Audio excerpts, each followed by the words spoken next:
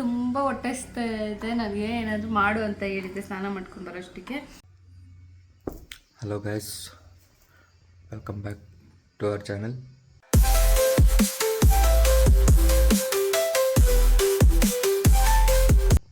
Voice ಕೇಳಿಸಿದ್ಯಾ? ಈಗ ತಾನೇ ಇಟ್ಟಿದ್ದೀನಿ, ಸ್ವಲ್ಪ ಡಲ್ ಆಗಿರ್ಬೇಕು ನನ್ನ ವಾಯ್ಸು.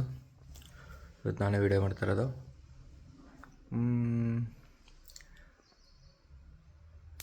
ನಾನು ನಿದ್ದೆ ಮಾಡಲ್ಲ ಇದ್ದೇನೆ. ಇನ್ನೂ ನಿದ್ದೆ ಮಾಡ್ಬೇಕನ್ಸುತ್ತೆ. ಆದರೆ ಏನು ಮಾಡೋಣ, ಟೈಮ್ ಆಗಿದೆ, ಎದ್ದೇಳಬೇಕು, ಕೆಲಸಗಳಿದ್ದಾವೆ. ಗೈಸ್, ಇವತ್ತು ನಾನು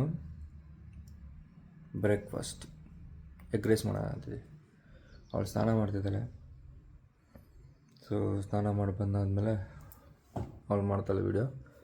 ಸೊ ಇವತ್ತು ಬ್ರೇಕ್ಫಾಸ್ಟ್ಗೆ ಎಗ್ ರೈಸ್ ಏನಾದರೂ ಸ್ವಲ್ಪ ಡಿಫ್ರೆಂಟಾಗಿ, ಕ್ಯಾಶುವಲಾಗಿ ಯಾವಾಗೂ ಮಾಡೋದಲ್ದೇ ಏನಾದರೂ ಡಿಫ್ರೆಂಟಾಗಿ ಮಾಡೋಣ ಅಂತಿದ್ದೀನಿ. ಸೊ ಅದಕ್ಕೆ ರೈಸ್ ರೆಡಿ ಆಗ್ತಿದೆ.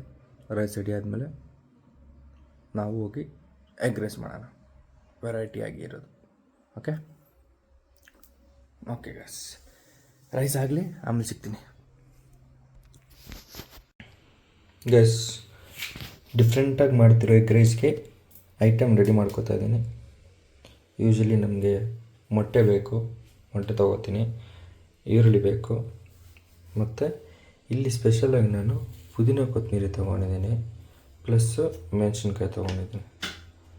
ಒಂದು 3, ನಮ್ಮಿಬ್ಬರಿಗೆ ಅಂತ ಖಾರ ಇರಲಿ ಅಂತ ಒಂದು 3, ಇನ್ನೊಂದು ತೊಗೋತೀನಿ ಸ್ವಲ್ಪ ಖಾರ ಇರಲಿ. ಸೊ ಇದನ್ನು ನಾನು ಪುದೀನ ಕೊತ್ತಂಬರಿ ಮೆಣಸಿನ್ಕಾಯಿನ ಈಗ ರುಬ್ಕೊತೀನಿ. ಅದಕ್ಕೆ ಜಾರ್ ಕೂಡ ಇಟ್ಕೊಂಡಿದ್ದೀನಿ. ರುಬ್ಕೊಂಡು ನೋಡಿ ನಾನು ಏನು ಮಾಡ್ತೀನಿ ಅಂತ ಸ್ಪೆಷಲಾಗಿ ಇವತ್ತು. ಅದು ಜನರಲಿಗೆ ಯಾರೂ ಮಾಡಿರಲ್ಲ, ನಾನೆಲ್ಲೂ ನೋಡಿಲ್ಲ. ಸೊ ನಾನು ಹೊಸ್ದಾಗಿ ಟ್ರೈ ಮಾಡ್ತಿದ್ದೀನಿ, ಹಿಂಗೆ ಬರುತ್ತೆ ಟೇಸ್ಟ್ ನೋಡೋಣ. ಪುದೀನ ಕೊತ್ತಂಬರಿ ಮೆಣಸಿನ್ಕಾಯಿ ರುಬ್ಕೊತೀನಿ. ರುಬ್ಕೊಂಡು ಮೊಟ್ಟೆ ಹೊಡೆದು ಈರುಳ್ಳಿ ಜೊತೆಗೆ ಆ ಮಸಾಲೆನ ಹಾಕ್ತೀನಿ. ಹಾಕ್ಬಿಟ್ಟು ಮಸಾಲೆ ಐಟಮ್ಸ್ ಹಾಕ್ತೀನಿ. ಮಸಾಲೆ ಐಟಮ್ ಹಾಕ್ಬೇಕಾದ್ರೆ ತೋರಿಸ್ತೀನಿ ಏನೇನು ಹಾಕ್ತೀನಿ ಅಂತ. ಸೊ ರುಬ್ಕೊಂಡಾದ್ಮೇಲೆ ಮತ್ತೆ ಸಿಗೋಣ. ರೈಸ್ ಪಾತ್ರೆ ರೆಡಿ ಮಾಡಿಕೊಂಡೆ. ಇದು ಎಣ್ಣೆ ಅಲ್ಲ, ಜರಿ ತುಪ್ಪ ಹಾಕ್ಕೊಂಡಿದ್ದೀನಿ. ಸೊ ಈ ತುಪ್ಪಕ್ಕೆ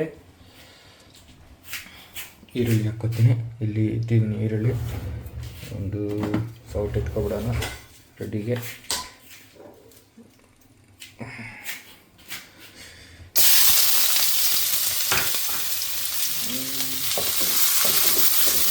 ತುಪ್ಪ ರೆಡಿ ಇದೆ.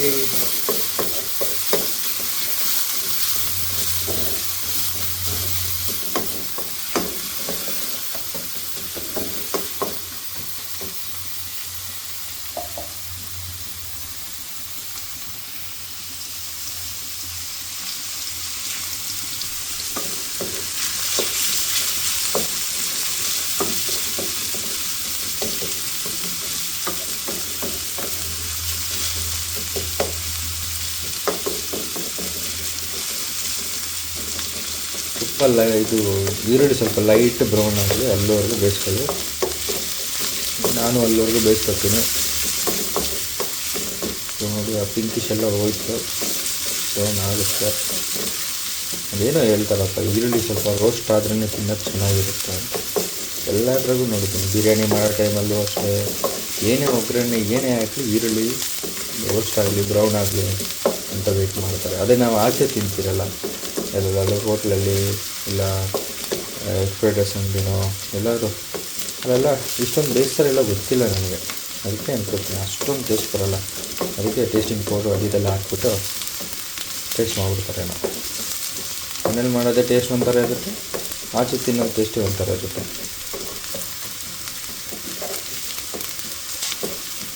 ನಾವು ಈರುಳ್ಳಿ ಬೇಯಿಸೋ ಟೈಮಲ್ಲಿ ಅವರು ಎಗ್ ರೈಸ್ ಮಾಡಿಬಿಟ್ಟಿರ್ತಾರೆ. ನಮಗೆ ಈರುಳ್ಳಿ ಬೇಯಬೇಕು, ಬ್ರೌನ್ ಆಗಬೇಕು, ರೋಸ್ಟ್ ಆಗಬೇಕು.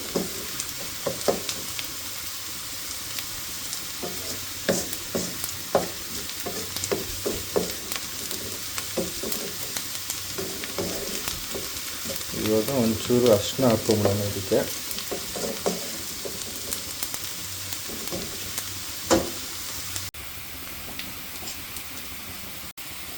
ಅಷ್ಟು ಹಾಕ್ಕೊತಿದ್ದೀನಿ.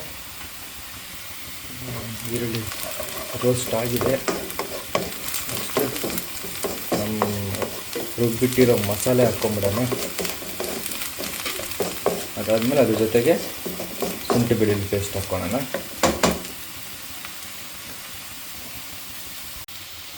ನೆಕ್ಸ್ಟು ಶುಂಠಿ ಬೆಳ್ಳುಳ್ಳಿ ಪೇಸ್ಟು ಇಷ್ಟಕ್ಕೆ ಈ ಸಾಕು ಪೇಸ್ಟು. ಅದೇ ಬಿರಿಯಾನಿ ಬೇರೆ ಆಗಿದ್ರೆ ಇನ್ನೂ ಸ್ವಲ್ಪ ಜಾಸ್ತಿ ಆಗ್ತದೆ, ಎಗ್ರೆಸ್ ಅಲ್ವಾ ಸಾಕು. ಶುಂಠಿ ಬೆಳ್ಳುಳ್ಳಿ ಪೇಸ್ಟ್ ಇಲ್ಲ ಅಂದರೆ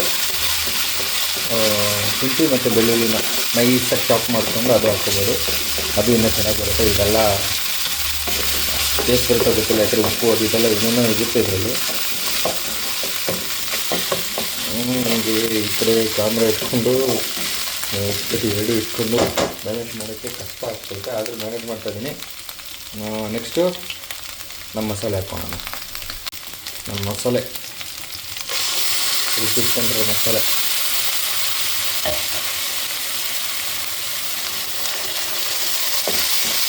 ಇದೇನು ಗೊತ್ತಾಗ, ಇವಾಗ ನಮ್ಮ ಎಗ್ರೆಸು ನಾರ್ಮಲಾಗಿ ಎಲ್ಲರೂ ಮಾಡೋ ಥರ ಬ್ರೌನ್ ಕಲರ್ ಆ ಥರ ಬರೋಲ್ಲ, ನನಗಂತ ಪ್ರಕಾರ ಗ್ರೀನ್ ಕಲರ್ ಬರುತ್ತೆ ಅನ್ಕೋತೀನಿ.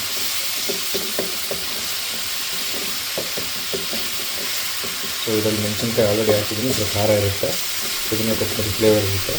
ಸೊ ಇಷ್ಟು ಪುದೀನ ಕೊತ್ತಂಬರಿ ಮೆಣಸಿನ್ಕಾಯಿ ಹಸಿದಾಗಿರುತ್ತಲ್ಲ, ಸ್ವಲ್ಪ ಹೋಗಲಿ, ಹಸಿದೆಲ್ಲ ಹೋಗಲಿ, ಅಲ್ಲಿವರೆಗೂ ಸ್ವಲ್ಪ ಫ್ರೈ ಮಾಡ್ಕೊಳ್ಳೋಣ. ಇದಾದಮೇಲೆ ಇದಕ್ಕೆ ನಾನು ನನಗೆ ಶುಂಠಿ ಬೆಳ್ಳುಳ್ಳಿ ಪೇಸ್ಟ್ ಎಲ್ಲ ಹಾಕಿದ್ದೀನಲ್ಲ, ನೆಕ್ಸ್ಟು ಮೊಟ್ಟೆ ಹಾಕ್ಕೊಂಡು ಮೊಟ್ಟೆಗೆ ಬೇಕಾಗಿರೋ ಉಪ್ಪು ಹಾಕೋತೀನಿ. ಸೊ ಇದು ಬೇಯಲಿ, ಅಂದರೆ ಹಸಿದೆಲ್ಲ ಹೋಗಲಿ, ಪುದೀನ ಕೊತ್ತಂಬರಿ ಮೆಣಸಿನ್ಕಾಯಿ.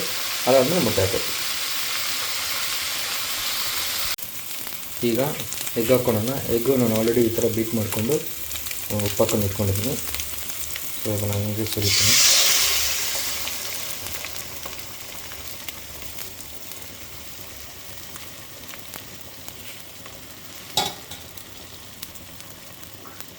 ಇದನ್ನು ಮಸಾಲೆ ಇಟ್ಟು ಮಿಕ್ಸ್ ಮಾಡ್ಕೊಳ್ಳೋಣ. ಎಗ್ಗಿಗೆ ಆಲ್ರೆಡಿ ಉಪ್ಪು ಹಾಕಿದ್ದೀನಿ. ಸೊ ಈ ಮಿಕ್ಸರಲ್ಲಿ ಉಪ್ಪಿದೆ, ಖಾರ ಇದೆ, ಮತ್ತು ಮಸಾಲ ಐಟಮ್ಸ್ ಇದೆ, ಪುದೀನ ಕೊತ್ತಂಬರಿ. ಇದಕ್ಕಿನ್ನೂ ಮಸಾಲೆ ಹಾಕ್ಕೋಬೇಕು. ಹಾಕ್ಕೊತೀನಿ.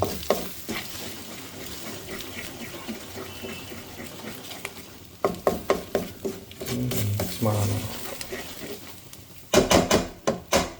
ಇವಾಗ ಅದಕ್ಕೆ ಮಸಾಲೆ ಐಟಮ್ ಹಾಕ್ಕೊಳ್ಳೋಣ. ಗೈಸ್, ನಮ್ಮ ಮಸಾಲೆ ಐಟಮ್ ಇದೆ. ಇದು ಬೇರೆ ಏನೂ ಅಲ್ಲ, ಚಿಕನ್ ಮಸಾಲೆ. ನಮಗೆ ಬೇಕಾದಷ್ಟು ಹಾಕ್ಕೊಂಡಿದ್ದೀನಿ. ಇದ್ರ ಜೊತೆ ಈ ಮಸಾಲೆ ಸೇರಿದ್ರೆ ಘಮ್ ಅಂತೈತೆ.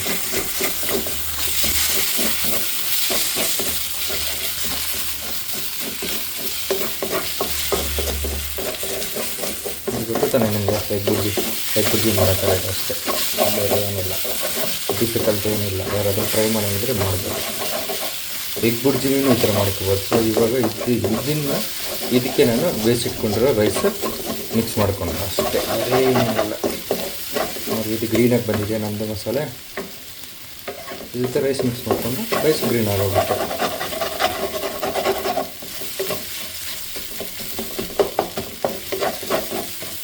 ರೈಸಿಗೆ ನೀವು ಫಸ್ಟ್ ಉಪ್ಪು ಹಾಕಿ ಬೇಯಿಸ್ಕೊಂಡ್ರೆ ಮತ್ತೆ ಇನ್ನು ಹಾಕೋದು ಬೇಕಾಗಿಲ್ಲ. ರೈಸ್ಗೆ ನೀವೇನದು ಉಪ್ಪು ಹಾಕಿಲ್ಲ ಅಂದರೆ ರೈಸ್ ಹಾಕ್ಬಿಟ್ಟು ಒಂಚೂರು ಉಪ್ಪು ಹಾಕ್ಕೊಳ್ಳಿ, ಬೇಕಾದರೆ ಒಂಚೂರು ಖಾರ ಪುಡಿ, ಪೆಪ್ಪರು ಅದು ಹಾಕ್ಕೊಳ್ಳಿ.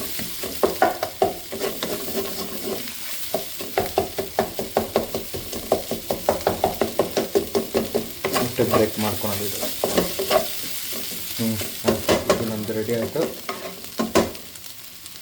ನೆಕ್ಸ್ಟ್ ರೈಸ್ ಹಾಕ್ಕೊಂಡು ಮಿಕ್ಸ್ ಮಾಡ್ಕೊಳ್ಳೋಣ. ರೈಸ್ ಹಾಕ್ಕೊಂಡಿದ್ದೀನಿ.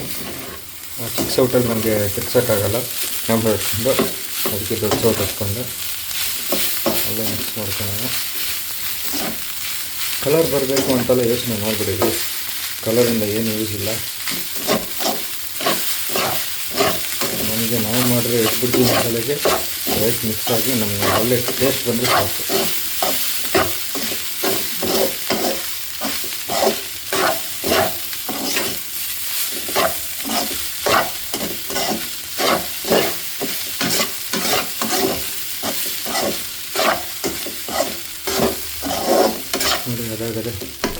ಆನ್ ಆಗುತ್ತೆ ಗ್ರೀನ್ ಕಲರ್. ನಿಮಗೆ ಕ್ಯಾಮ್ರಾದೆಲ್ಲ ಕ್ಲಿಯರ್ ಕಾಣಿಸ್ತಿಲ್ಲ, ಗ್ರೀನ್ ಆಗಿಬಿಟ್ಟಿದೆ. ಮತ್ತು ರೈಸ್ನ ನೋಡ್ಕೊಂಡು ಬೇಯಿಸ್ಕೊಳ್ಳಿ, ಜಾಸ್ತಿ ನುಣ್ಣಗೆ ಬೇಯಿಸ್ಕೊಂಡ್ಬಿಟ್ಟು ಮುದ್ದೆ ಆಗೋಗುತ್ತೆ. ಉದ್ರಾಗಿ ಇರ್ತೈತೆ ಈ ಥರ ನೋಡಿ. ನೀವೆಲ್ಲಾದರೂ ಈ ಥರ ನೋಡಿದರೆ ಟ್ರೈ ಮಾಡಿದರೆ ಇಲ್ಲ, ಎಲ್ಲೂ ನೋಡಿಲ್ಲ ಅಂದರೆ ಈ ಥರ green colour egg rice with ಪುದೀನ ಕೊತ್ತಂಬರಿ ಮಸಾಲೆ ಚಿಕನ್ ಮಸಾಲೆ ಎಲ್ಲ ಹಾಕಿ ಟ್ರೈ ಮಾಡ್ತೀನಿ ಅಂದರೆ ಒಂದು ಸತಿ ಮನೇಲಿ ಟ್ರೈ ಮಾಡಿ. ಸುಮಾರು ಸತಿ ಮಾಡ್ಕೊಂಡಿದ್ದೀನಿ, ಅದಕ್ಕೆ ನಿಮಗೆ ಸ್ಪೆಷಲ್ಲು ಅಂತ ತೋರಿಸೋಣ ಅಂದ್ಬಿಟ್ಟು ಇವತ್ತು ಮಾಡಿದ್ದು.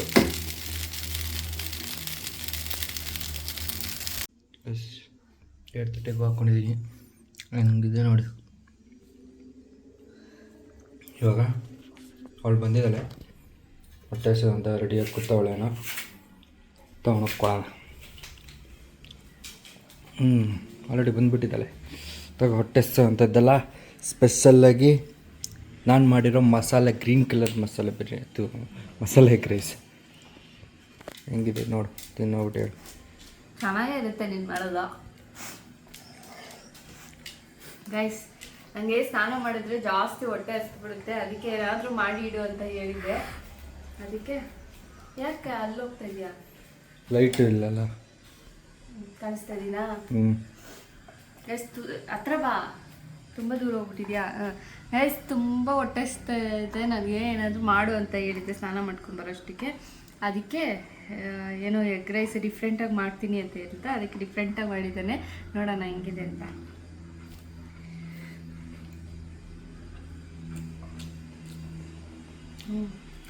ಚೆನ್ನಾಯ್ತಲ್ಲ?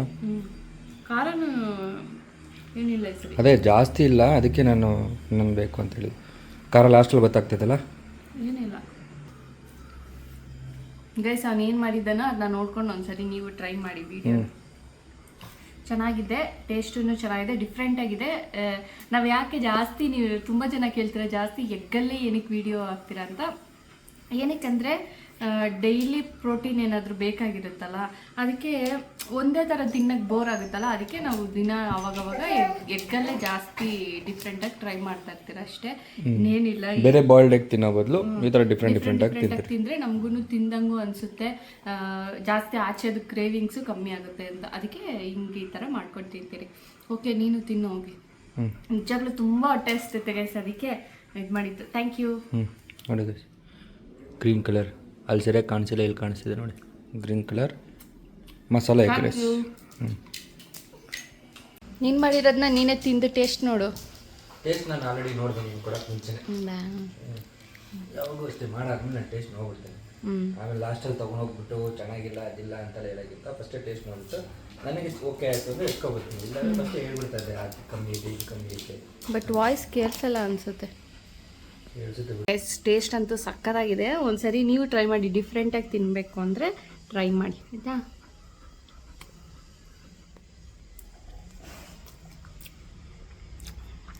ಚೆನ್ನಾಗಿದೆ, ಹೊಟ್ಟೆ ಹಸಿತೀನಿ,